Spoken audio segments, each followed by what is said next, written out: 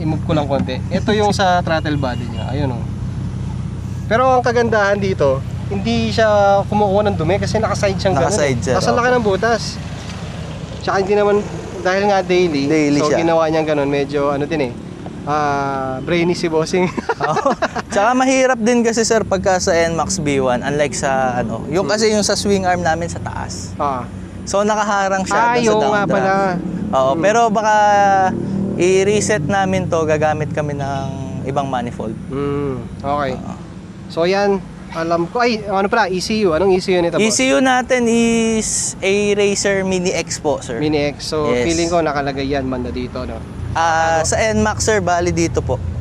Ay, dyan ba? Nakita ba natin? Hindi siya sir, may cover siya. Dito siya banda. Okay, so may battery. So, nasa taas ng battery?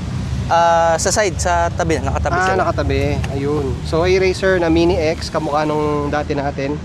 208cc, plus 4 na crank. Plus 4, tas 65 na block. 65mm na block, tapos 20-23 na head, and then throttle body lang, anong sukat kasi? 36 po. 36mm na throttle body. Ayan. Tapos dito pala naka